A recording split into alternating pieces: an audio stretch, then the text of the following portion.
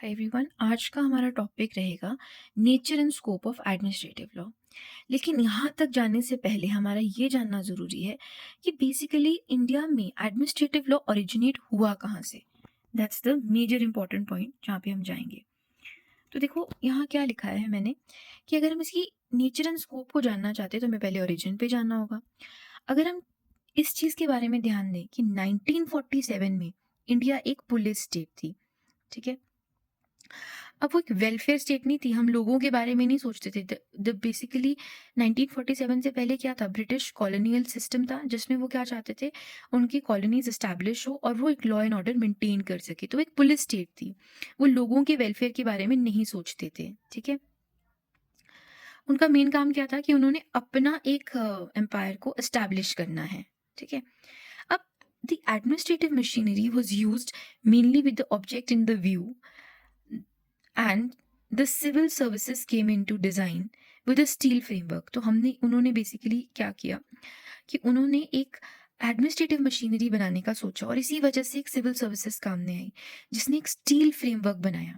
अब civil services वगैरह का काम क्या होता है, एडमिनिस्ट्रेटिव विंग का काम क्या होता है कि जितनी भी आपकी पॉलिसीज हैं, जो भी आपके लॉज हैं, वो सेंटर बना रहा है, उसकी इनैक्टमेंट ग्राउंड लेवल पर, मतलब ये पंचायत हो गए, ठीक है, छोटे छोटे जिले हो गए, यहाँ तक इम्प्लीमेंटेशन कैसे होगी, with the help of the administrative wing, ठीक है।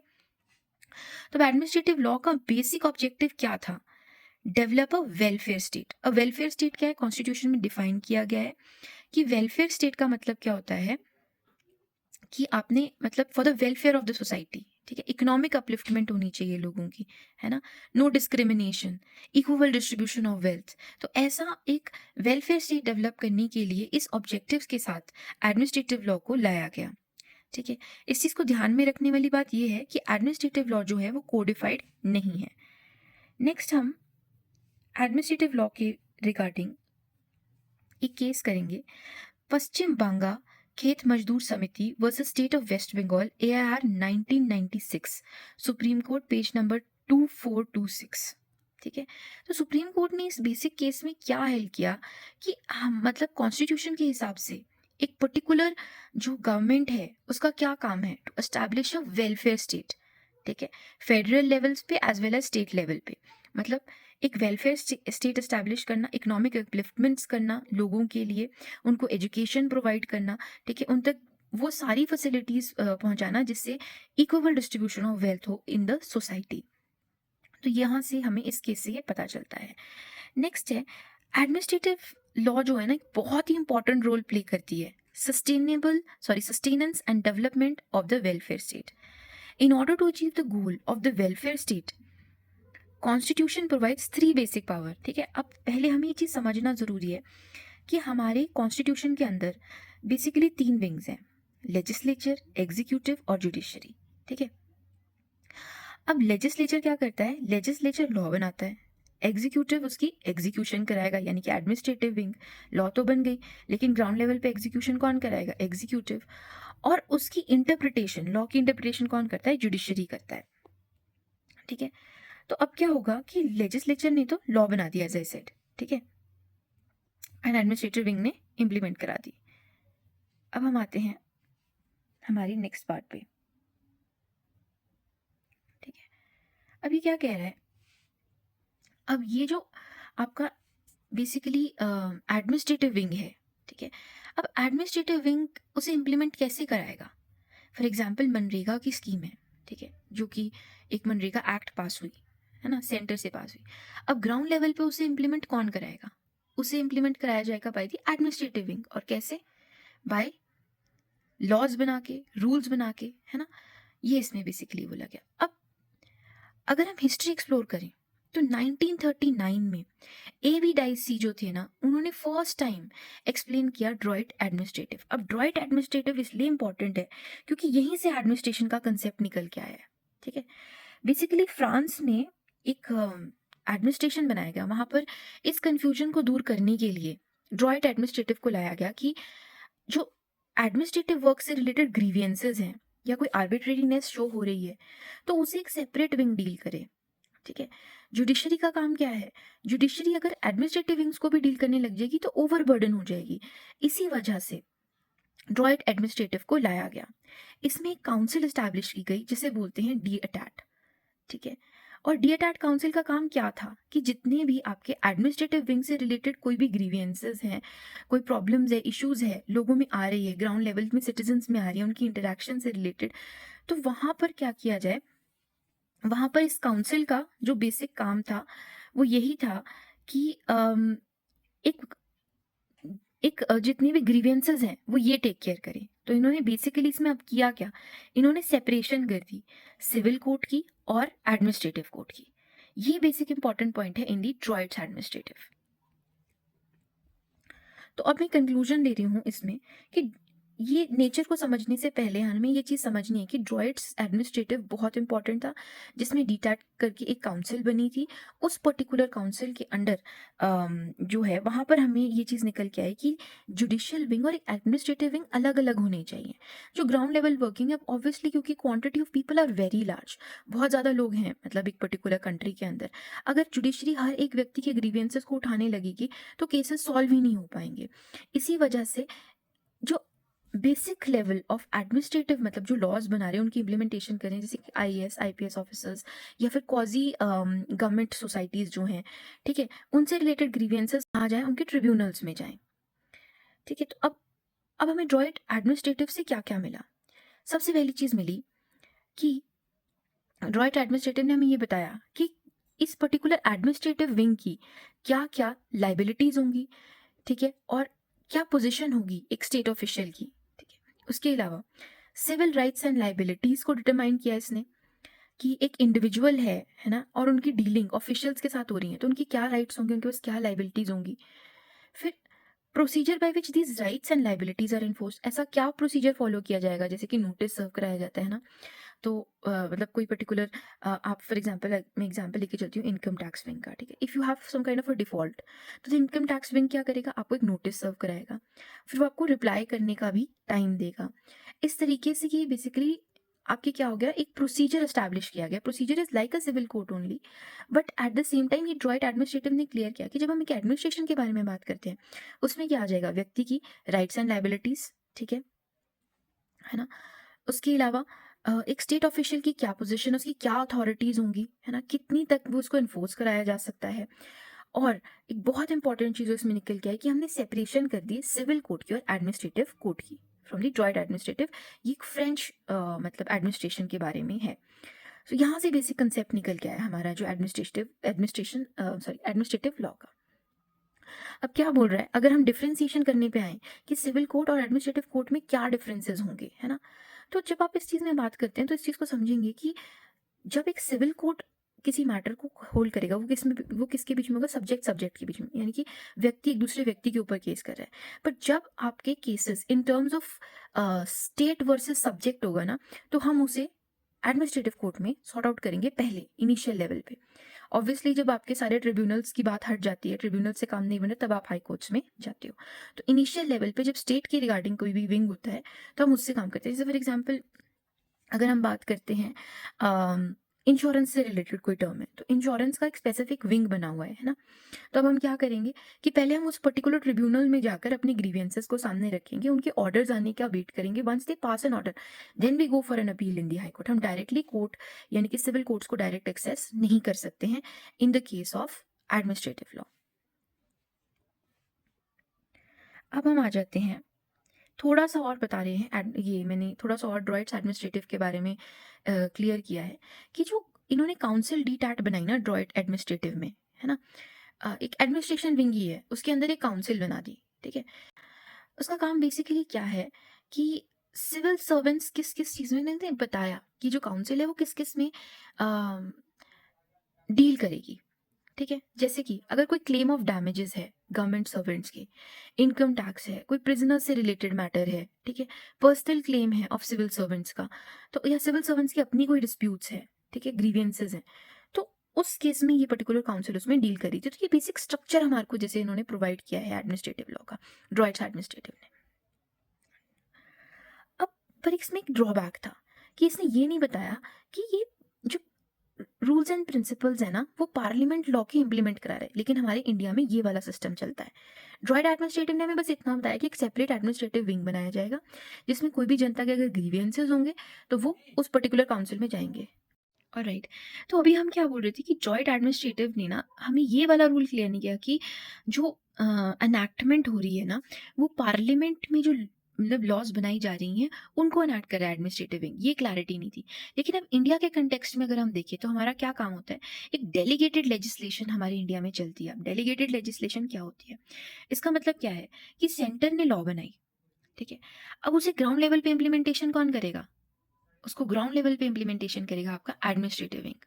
फॉर एग्जांपल के तौर पे इन्वायरमेंट से रिलेटेड एक पर्टिकुलर लॉ बनी, ठीक है, कि आप जो है एक पर्टिकुलर सर्टेन लिमिट तक वाटर में पोल्यूटेंट्स को नहीं डाल सकते हैं। अब इस चीज़ को सेंटर ने बना दिया, लेकिन इसके लिए रूल्स बनाने के लिए मतलब for example environment protection act है कि ये पर्टिकुलर चीज़ को, इन्वायरमेंट को पोल्यूट नहीं करना है, लेकिन उसके स्टैंडर्ड्स वगैरह सेट कौन करेगा, एडमिनिस्ट्रेटिव विंग, ठीक है।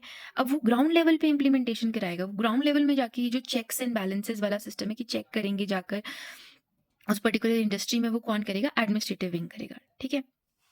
तो यहाँ पर क्या चलती है, इस पर्टिकुलर चीज़ को हम बोलते हैं डेलीगेटेड लेजिस्लेशन। आई होप मैं कैप्चर सही से कर रही हूँ। आई एम सॉरी अगर आप लोगों को थोड़ा सा डिस्टर्बेंस क्रिएट हो रहा हो तो। अब ये डेलीगेटेड जो इंडियन कॉन्स्टिट्यूशन है ना, वो एम्पावर करता है हमारा, ठीक है। जो डेलीगेटेड लेजिस्लेशन के बारे में अगर हम बात करें तो Indian constitution under article 245 and 246 ये एम्पावर करता है पार्लियामेंट को और लेजिस्लेचर ऑफ द स्टेट को, अलॉन्ग विद शेड्यूल 7 इसलिए लिखा गया है क्योंकि इसमें सारी लिस्ट हमारी इंक्लूड हो जाती हैं कि ये डेलीगेट कर सकता है अपनी पावर, रूल्स बनाने की पावर, किसको, एग्जीक्यूटिव विंग। एग्जीक्यूटिव कौन होगा, हमारा एडमिनिस्ट्रेटिव विंग, ठीक है। एग्जीक्यूटिव के अंडर ही हमारा एडमिनिस्ट्रेटिव विंग आता है। Now, overall delegated legislation refers to the authority given by an act of the parliament, ठीक है। तो मतलब अगर हम ध्यान से देखिए कि डेलीगेटेड लेजिस्लेशन है क्या चीज़, तो अभी हम डेलीगेटेड लेजिस्लेशन को ओवरऑल मीनिंग समझते हैं कि एक एक्ट की गई है पार्लियामेंट या स्टेट लेजिस्लेटिव के द्वारा, ठीक है। एक्ट क्या है, मतलब by an act of parliament, मतलब पार्लियामेंट ने एक एक्ट फ्रेम करी है, ठीक है, टू एग्जीक्यूट और authorities to create detail rules. अब काम क्या होगा एडमिनिस्ट्रेटिव विंग का इसमें डेलीगेटेड लेजिस्लेशन में, उनका काम होगा रूल्स, रेगुलेशंस, बायलॉज बनाना, ताकि जो पर्टिकुलर एक्ट पार्लियामेंट के द्वारा बनाई गई है वो उसकी इम्प्लीमेंटेशन करा सके। However it must adhere the principle of legality, और ये चीज़ उनको ध्यान में रखनी है कि जब वो ये चीज़ें कर रही हैं तो वो कोई भी रूल्स या लॉज बना रहे हैं वो विद रिस्पेक्ट टू या in the legal frame of law के हिसाब से ही उनको बनाना है, ठीक है। और एक चीज़ याद रखेंगे कि delegated legislation is subjected to judicial review, मतलब पावर जितनी दी गई है सेंटर के द्वारा, है ना, वो particular power subjected to judicial review, उसे चैलेंज किया जा सकता है कोर्ट में with the help of the writs. So overall from the above, we finally conclude the definition of administrative law as follows. तो अभी हमने सारा देखा, हमने क्या देखा कि ओरिजिन कैसे हुआ हमारे इंडिया में, क्योंकि हमारा ऑब्जेक्टिव, हमारे कॉन्स्टिट्यूशन का ऑब्जेक्टिव क्या है, एक वेलफेयर स्टेट को इंडिया में डेवलप करना। अगर मैं एडमिनिस्ट्रेटिव लॉ की डेफिनेशन के बारे में बात करूं, एडमिनिस्ट्रेटिव लॉ बेसिकली है क्या, एडमिनिस्ट्रेटिव लॉ एक ब्रांच है of public law that governs authorities of administrative agencies of the government. Very simple, कि जो administrative agencies हैं उनको क्या कर रहा है, एडमिनिस्ट्रेटिव लॉ गवर्न कर रहा है, और साथ में इसके अंदर क्या आएंगे, रूल्स आएंगे, प्रिंसिपल्स आएंगे, प्रोसीजर्स आएंगे। किस चीज़ के प्रोसीजर्स, जो रेगुलेट करते हैं exercise of the power of administrative authorities, उन्हीं के पावर को भी रेगुलेट कर रहे हैं। लेकिन जैन एंड जैन में इसकी डेफिनेशन बहुत ही ब्यूटीफुल तरीके से सब कुछ इनकलकेट इन्होंने कर दिया है, इंक्लूड किया है बेसिकली। तो अगर आप एडमिनिस्ट्रेटिव लॉ की कंबाइंड डेफिनेशन देखें तो I believe this is the best definition that I have had from the Jain and Jain. Jain and Jain बोलते हैं कि एडमिनिस्ट्रेटिव लॉ बेसिकली है क्या चीज़, ये डील करता है structure, power, functions and organs of the administration, ठीक है, सारा काम एडमिनिस्ट्रेशन का, और लिमिट भी करता है उनकी पावर को। अगर एडमिनिस्ट्रेशन में कोई काम कर भी रहा है, एडमिनिस्ट्रेटिव लॉ में हम एग्जांपल लेके चलते हैं, जैसे फॉर एग्जांपल एनजीटी का, नेशनल ग्रीन ट्रिब्यूनल का। अब कोई जुडिशियल ऑफिसर है या फिर कोई मतलब आप समझ लो कि इस पर्टिकुलर एनजीटी के अंदर कोई पर्टिकुलर ऑफिसर अपॉइंट किया गया है बाय द स्टेट अथॉरिटी, तो उसके पास एक लिमिटेड ही पावर दी गई है ना? वो अपनी एक्सरसाइज ऑफ पावर नहीं कर सकता। Method and procedure followed by then in the exercise of their power and functions, उनको प्रोसीजर्स एंड मेथड भी बताए गए हैं और ये भी मेथड बताया गया है कि वो कैसे उनके पावर को कंट्रोल करेंगे। और साथ ही साथ एडमिनिस्ट्रेटिव लॉ क्या बताती है कि लीगल रेमेडीज भी अवेलेबल है एक पर्सन के अगेंस्ट, अगर उसके साथ कुछ गलत होता है, इनके राइट इन्फ्रिंज होते हैं as per the administration, then वो उस रेमेडीज को एक्सेस कर सकते हैं। तो this is the best definition which I had. Next हम आते हैं जस्टिस भगवती इन 2001 ने क्या कहते हैं। जस्टिस भगवती ने 2001 में बोला कि एडमिनिस्ट्रेटिव लॉ एक ऐसा ब्रांच है जिसका मेन ऑब्जेक्टिव क्या है कि वो इंश्योर करे rule of law. Rule of law का मतलब क्या होता है? देखो, रूल ऑफ लॉ का मतलब होता है supremacy of law and equality before law. ठीक है, यानी कि लॉ सुप्रीम है, सबसे इंपॉर्टेंट चीज ये काम है इनका कि वो इस चीज को इंश्योर करे कि लॉ सुप्रीम है और हर व्यक्ति इस पर्टिकुलर लॉ में इक्वल है। हमारा मेन टॉपिक तो नेचर एंड स्कोप है, बट ऐसे ही हम इसलिए जा रहे हैं ताकि अब नेचर को और स्कोप को एनालाइज करने में हमें और आसानी हो जाए। फाइन, तो अब हमारा टॉपिक आता है, जिस मेन टॉपिक पे आते हैं। अभी तक हमने सिर्फ ये एक्सप्लोर किया कि कहाँ से एडमिनिस्ट्रेटिव लॉ का कंसेप्ट आया, ओरिजिन कैसे हुआ, ठीक है, और डेलीगेटेड लेजिस्लेशन क्या होती है, रूल ऑफ लॉ क्या होता है। अब हम नेचर ऑफ एडमिनिस्ट्रेटिव लॉ के बारे में बात करते हैं। नेचर के बारे में जब हम बात करते हैं तो क्या नेचर है इसकी? ये एक डायनेमिक नेचर है, प्रोग्रेसिव इन नेचर है, ठीक है, कंटिन्यूसली इवॉल्विंग प्रोसेस है और ग्रो कर रहा है ना, कंटिन्यूसली ग्रो कर रहा है। अब इसकी नेचर को अंडरस्टैंड करने के लिए I have compiled a very small kind of a diagram, कि अगर हम इसे इन पॉइंट्स में लिस्ट डाउन करते हैं तो हम इसकी नेचर को बहुत अच्छे से अंडरस्टैंड कर पाएंगे। सबसे पहली चीज इस चीज को समझना कि ये कोडिफाइड नहीं है, कोई स्पेसिफिक इसके लॉज नहीं बने हुए हैं, ठीक है, कि इस तरीके से करो या फिर ये नहीं करोगे तो इसका ये ब्रीच होगा, नहीं। देयर आर बस rules provided that how particular wing should work. जज मेड लॉ है ये, इसके ऊपर भी हम डिस्कस करेंगे। Deals with the organisation and the power of administration and quasi authorities, कि क्या पावर्स होंगी एडमिनिस्ट्रेशन की और क्वाजी अथॉरिटीज की। अब क्वाजी अथॉरिटी भी एडमिनिस्ट्रेटिव लॉ के अंदर ही आती है। अब क्वाजी अथॉरिटीज क्या होती है वो भी हम आगे समझेंगे।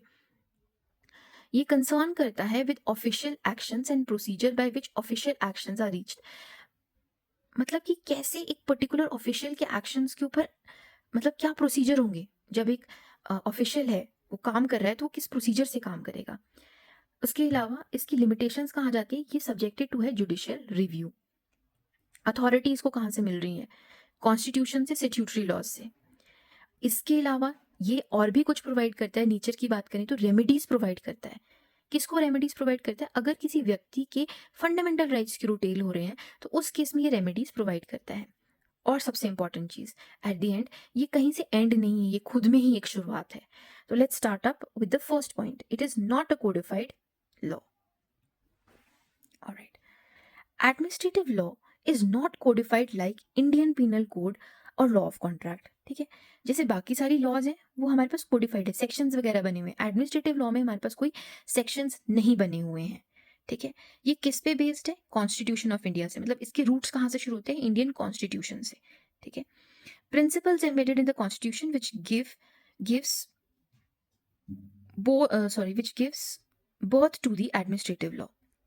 अगर हम पब्लिक लॉ के बारे में बात करें, it focuses on the legal principles and rule governing the activities of the administration.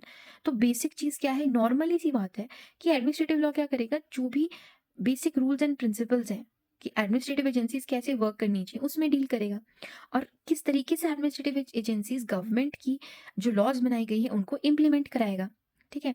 जैसे कि हमने एग्जाम्पल के तौर पे अगर हम एडमिनिस्ट्रेटिव विंग के बारे में बात करें, टैक्सेशन, हेल्थ केयर, ट्रांसपोर्ट, ये इसके कुछ एग्जाम्पल्स हो गए, ठीक है, जो कि बनाए गए हैं। लेकिन अब टैक्स की अपनी एक लॉ है, ठीक है, लेकिन इसकी पर्टिकुलर एडमिनिस्ट्रेशन, जो लोग इसके अंदर काम कर रहे हैं वो कैसे काम करेंगे, उनका कैसे इंटरेक्शन होगा लोगों के और मतलब लोगों के साथ, उन्हें नोटिस कैसे सर्व कराए जाएंगे, वो सारा का सारा क्या है, एडमिनिस्ट्रेटिव लॉ में गिवन है, लेकिन ये कोडिफाइड नहीं है। नेक्स्ट पॉइंट पे आते हैं। वेरी इंपॉर्टेंट पॉइंट है ये वाला, जब मैं बात करती हूँ जजमेंट लॉ। अब आप ये चीज सोचेंगे कि यार हमने अभी बोला कि हमारा लेजिस्लेचर अलग है, एग्जीक्यूटिव अलग है, जुडिशरी अलग है, तो ये जजमेंट लॉ कैसे हो सकती है? लॉ कौन बनाता है? लेजिस्लेचर बनाता है। लेकिन जज मेड लॉ कैसे? क्योंकि ये बेसिकली क्या कंसेप्ट है कि जब भी एडमिनिस्ट्रेशन में कोई रूल्स बनते हैं और किसी के मतलब फंडामेंटल राइट्स क्रूटेल हो रही है, किसी के साथ अनजस्टिस हो रही है, तो वो क्या करता है? वो जुडिशरी के पास जाता है। अब जुडिशरी के पास क्या अथॉरिटी होती है? या तो वो पर्टिकुलर जो जिस चीज़ से उसको ग्रीवियंस है उसे स्ट्रक डाउन कर दे, कुछ रेमेडीज प्रोवाइड करे, ठीक है ना? उस व्यक्ति को जिसके साथ गलत हो रहा है। तो सारी की सारी उस पर्टिकुलर जो रूल्स बन रहे हैं, बायलॉज बन रहे हैं, उसकी पूरी इंटरप्रिटेशन कौन करेगा? उसकी सारी इंटरप्रिटेशन करेंगे हमारे जजेस। तो इसीलिए हम इसको जजमेंट लॉ बोलते हैं। अब इसको इसको समझते हैं, ठीक है? I will read it in English and make you understand in Hindi.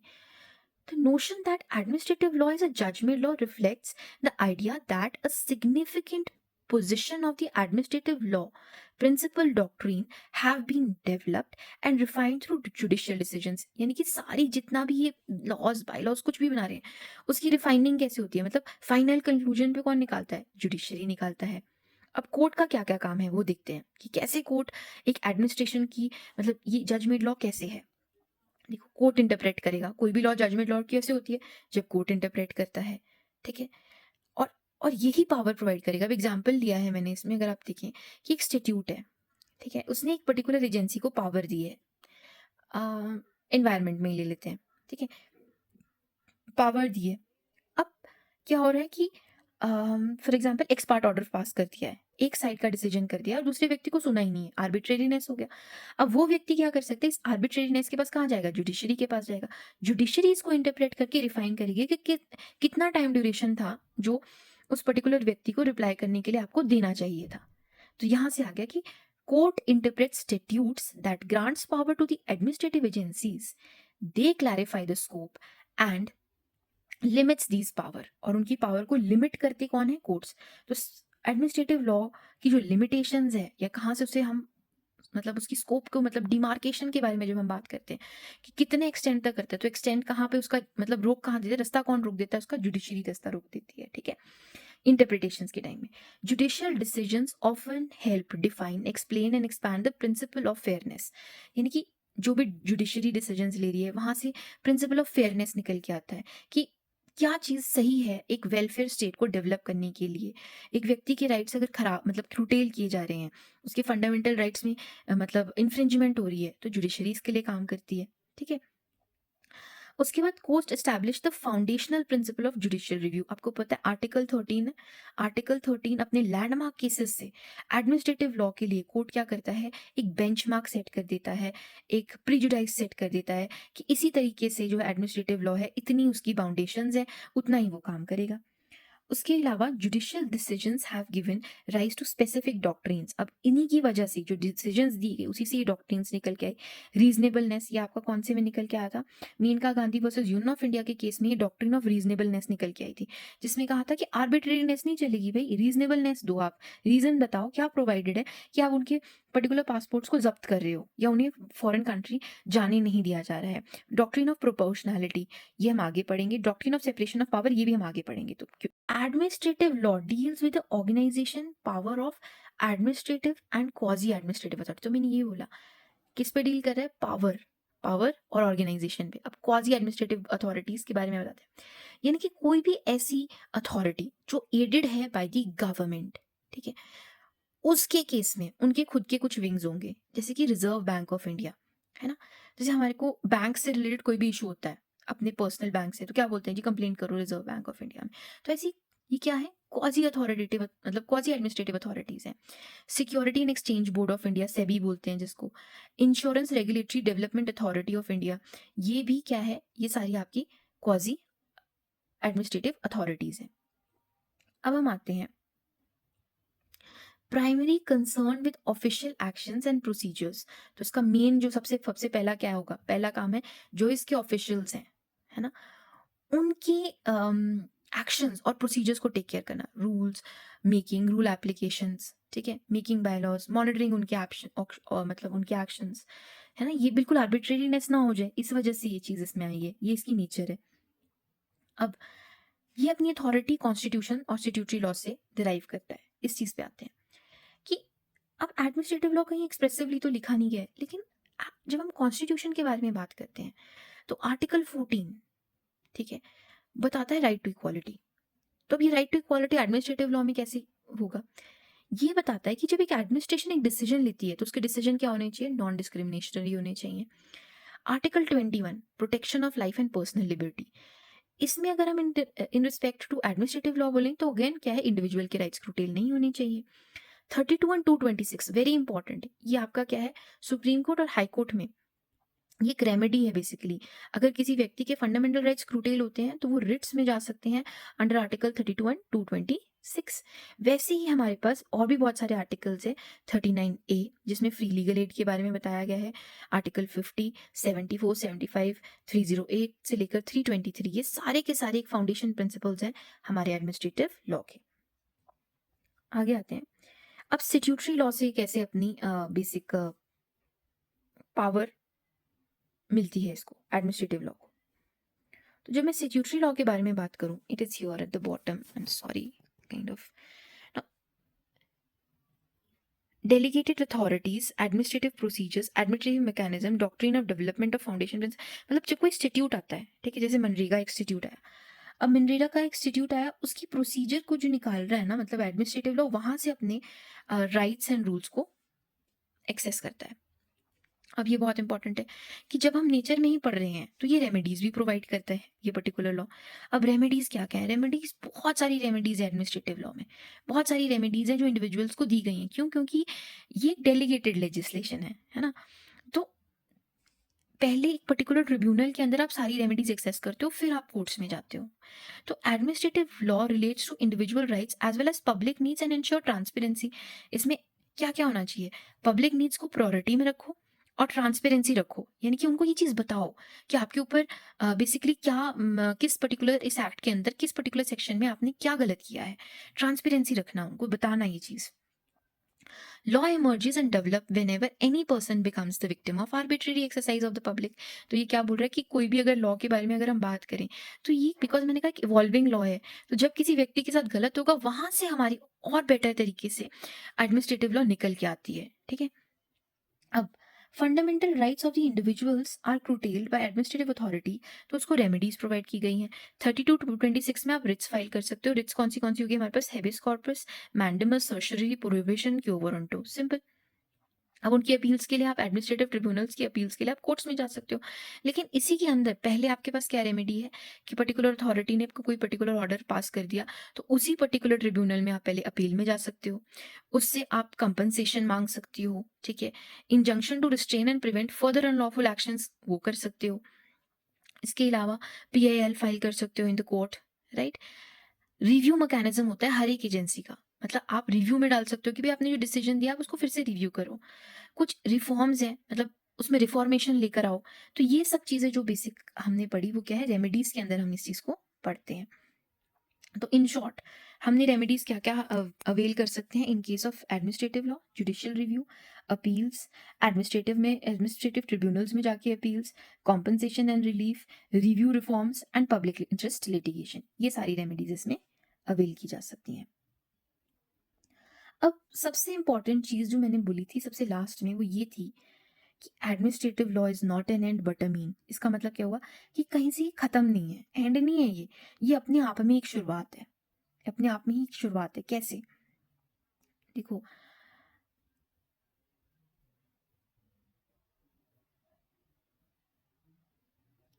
ना, मीन्स का यहाँ पे मतलब क्या होगा? अब इस मीन्स के मतलब को समझाने के लिए ही मैंने ये डायग्राम बनाया है। हम ना एंड से नहीं है, ये मीन्स है, यानी कि यहीं से शुरुआत हो रही है। हम डायग्राम को से इस चीज़ को समझेंगे बेटर।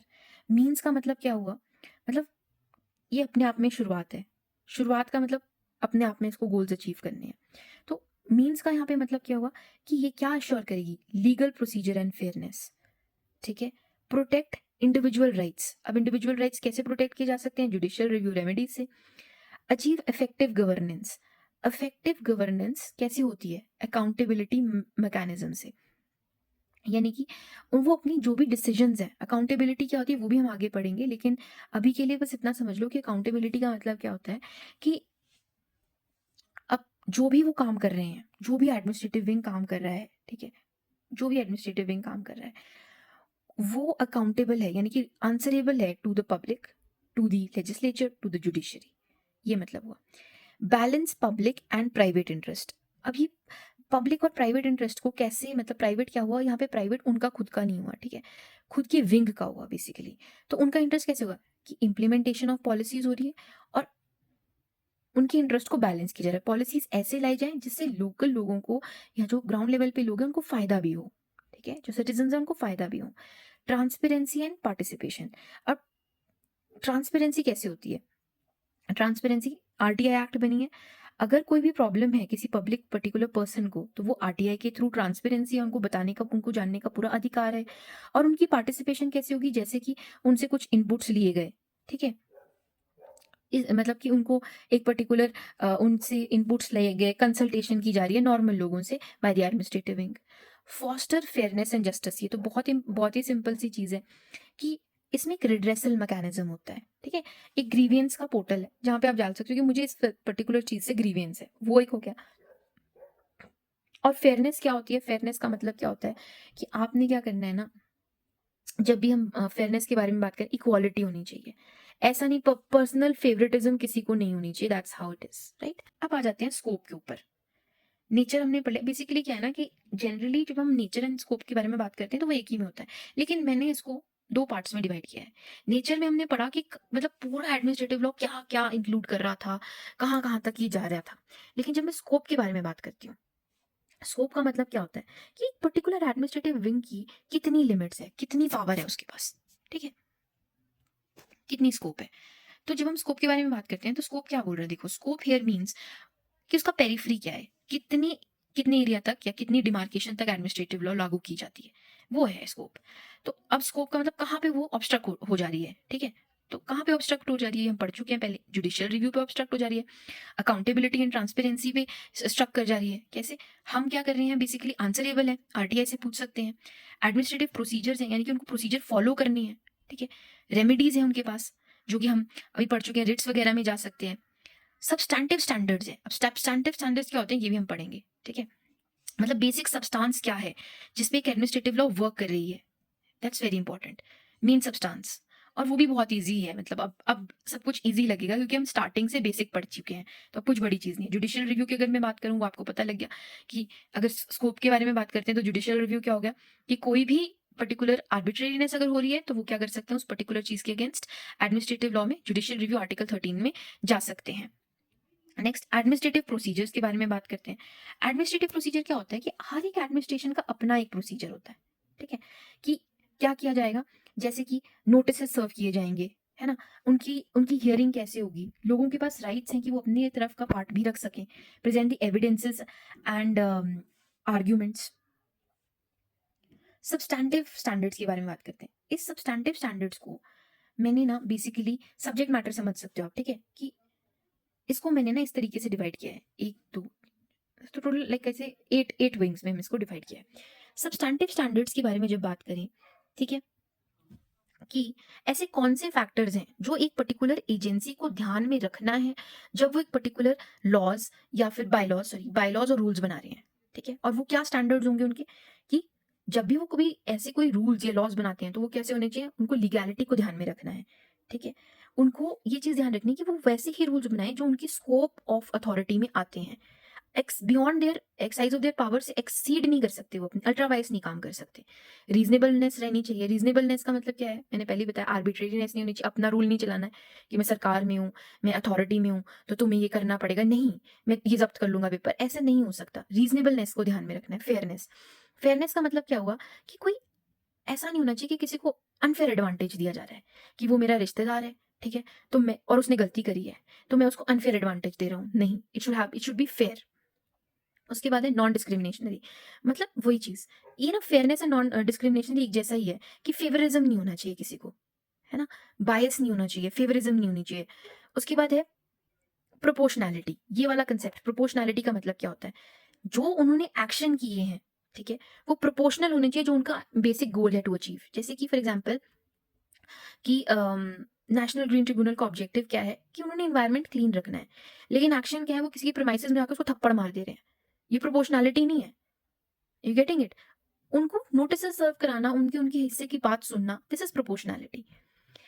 कंसिस्टेंसी मेंटेन करना, अब कंसिस्टेंसी का क्या मतलब हुआ कि जो प्रीवियस डिसीजन दिया है ना, एक हियरिंग में उसने एक ऑर्डर पास कर दिया, दूसरे हियरिंग में उस ऑर्डर को ही अपने आप को ही कॉन्ट्रडिक्ट कर दिया। तो ये नहीं हो सकता।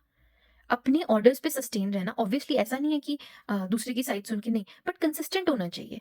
प्रीवियस डिसीजंस एंड पॉलिसीज जो उन्होंने पॉलिसीज बनाई है उसके साथ ही उनको सारे के सारे मतलब काम करने हैं। Transparency as already told, transparency कैसे आती है? ट्रांसपेरेंसी तब आती है जब इंडिविजुअल के पास राइट होता है ये जानने का कि सरकार कर क्या रही है। एंड अकाउंटेबिलिटी, अकाउंटेबिलिटी का मतलब होता है आंसर देना पब्लिक को, लेजिस्लेटिव बॉडीज को और कोर्ट्स को, तो ये आंसरेबल है बेसिकली। तो यहाँ से हमारा आता है सब्सटैंटिव स्टैंडर्ड्स क्या होते हैं। एंड हमने ये कौन सा पार्ट किया? हमने ये किया in the scope of administrative law की। ये बेसिकली लिमिट्स है एडमिनिस्ट्रेटिव लॉ की कि ये चीजें अगर वो नहीं कर रहे हैं ना, मतलब रीजनेबलनेस नहीं है, लीगैलिटी नहीं है, फेयरनेस नहीं है, कुछ नहीं, तो आप इसको चैलेंज कर सकते हो। इसकी रेमेडीज हैं। तो इससे हमारा नेचर एंड स्कोप खत्म होता है एंड फाइनली हम एक कंक्लूजन पे आ जाते हैं इसमें।